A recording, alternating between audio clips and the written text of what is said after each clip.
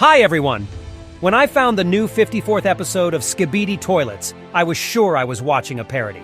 But it turned out that this video was made by Dafuq, and I think it's the funniest one of all. But at the same time, it has a lot of hidden things and secrets, and that's what I'm going to tell you about in this video. Who is the cyborg scientist? Why is the cameraman in love with TVwoman? How the TVmen help the cameramen in weaponizing, and what dangerous technology Skibidi Toilets invented to destroy the Alliance. Watch this video to the end. I promise you'll enjoy it. Let's go! First, we see a cameraman in a brown suit looking at a picture of TVwoman. I immediately started comparing it to a POV cameraman from episode 49, but it was too dark there. Even after I processed the photo, I couldn't get the exact color of his suit. But I found other similarities. The brown cameraman is looking at this photo, but this is the shot he saw, and it is exactly the same as the shot from episode 49. It could also have been the other cameraman who was also teleported out of the burning city by TVwoman. But I don't remember there being any guys in brown coats. So this is the agent from episode 49. I also made a second conclusion from here. Cameramen have a memory device. They can play back everything they saw, or rather everything their camera saw, because it always keeps a record. Apparently, this is necessary for scientists to use the records of the destroyed agents' cameras to understand what weapons are used by the Skibidi Toilets, and to improve the cameramen. Also pay attention to the flush lever near the toilet. We'll come back to it later. By the way, this is the first episode where a flushed Skibidi has his flushing lever next to him. Now notice the 3 glowing blue points on the cameraman's guns. At the same time, in the last episode, everyone had glowing red spots. Perhaps these are different guns, or different attack modes. We can see how the blue mode fires. It paralyzes the Skibidi Toilets. The red mode probably destroys them, or it means the cannon is turned off because they didn't use it in episode 49. Notice the effect of these cannon. The Skibidi Toilet stops and starts shaking. Dafuq even showed this effect on the same toilet so we can understand the reference. In episode 39, that's exactly how the same toilet was shaking because of the TVman effect. So the TVmen didn't just disappear to recover their Titan. They were working on a weapon for the cameramen. And yes, I take it back, they're not traitors. I guess I was wrong to suspect them and you were right. But why are we seeing the same toilet that was flushed in episode 39 again? Maybe they produced them in large batches, or maybe just a new Skibidi was transplanted into this toilet because it is powerful enough.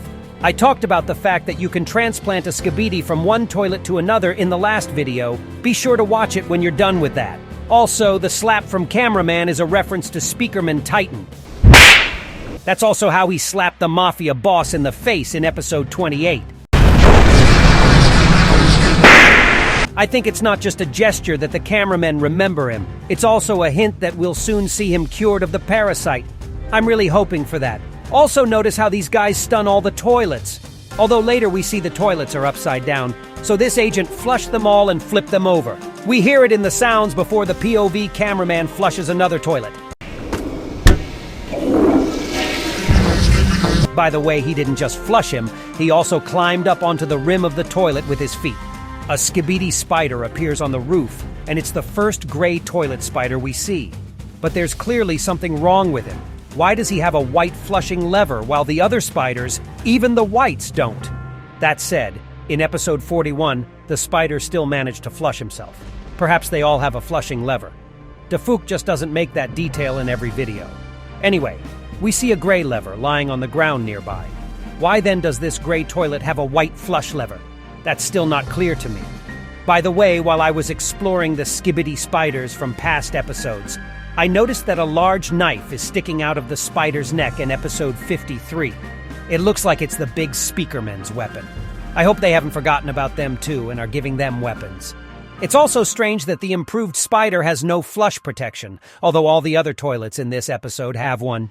There are 2 batons hanging behind the big cameraman's back, one of them with the electric part turned upwards. And when he takes it out, he gets electrocuted, but it doesn't matter.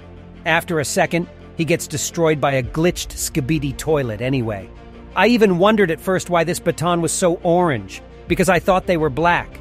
But then I lightly processed the photo from last episode, and the tip of the baton is actually the same orange color.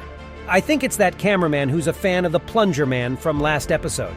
He carries his batons behind his back, just like Plungerman carries his plungers. Too bad he was destroyed. He was a funny guy. Well, what about the glitch toilet? He's clearly become more accurate. In episode 29, he didn't always hit the agents head-on and sometimes just crashed into their body. But this time, he was able to destroy 3 cameramen in a row by ripping their cameras off. Meanwhile, notice how quickly the scientists at the base reacted. They immediately sent TVwoman, a cyborg cameraman, and a helicopter with engineers to help them. From the TVwoman's face, she didn't teleport in on her own. It looks like she was sent here unexpectedly by the scientists' cameramen. We already assumed in the analysis of episode 49 that the TVmen's movements are controlled by scientists, and it's confirmed this time. We also see how powerful the jetpack on TVwoman's head is. It spins her head around at an insane speed.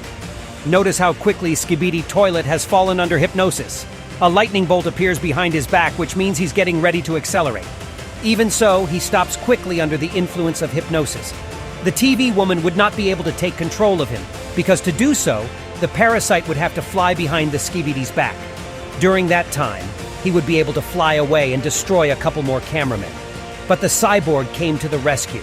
At first, I thought it was an exoskeleton for a normal scientist, but it's not that simple. You see this moment. His jacket is cut off, just like he is. This is the same scientist who was sawed in half in episode 48. It seems like he couldn't be repaired after that, but he could be improved. Also, the same anti-parasite cannon from episode 48 is back in his inventory. We also see new TV cannon, like the other cameramen have. It's kind of a laser cannon, or a grenade launcher. And this is apparently the weapon he used on the glitched toilet. It has a different effect. This dart doesn't hypnotize or destroy the Skibidi. Rather, it paralyzes them. The glitch toilet doesn't shake like from the TV cannon effect. In this case, the camerawoman's darts were destroying the toilets. We see their heads hanging down. Here, it's like all the Skibidi's muscles have contracted so he can't move. But he's alive. I'm sure the scientist chose this weapon to further explore this invention of the Skibidi Toilets. It is the exact technology that is more powerful than all guns and plungers. One TV woman will not be enough to stop an army of these glitched toilets or Skibidi UFOs. So I hope scientists find a way to resist these creations. The cyborg has some weird stuff on his feet, probably to better kick the Skibidi Toilets. He's got a Polaroid camera on top. It's probably just a regular camera, but I think it's a weapon against parasites. It can turn on automatically when someone tries to take control of the cameraman. Also, this cyborg looks a lot like the Skibidi monster from episode 49, but made of more durable materials instead of junk.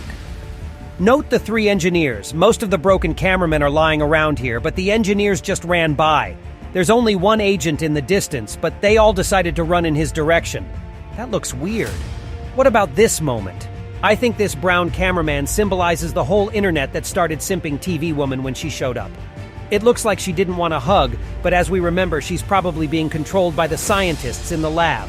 Then it makes sense why she was teleported away, since they're in a hot spot, no time for hugs. But I hope that once they're safe, TVwoman is sure to respond with warmth to this cameraman. And just like that, in a show about battle and war, we see robot love. Although maybe it's not a love, it's part of hypnosis. Remember at the beginning of the video I said to pay attention to the flush lever which is near the toilet.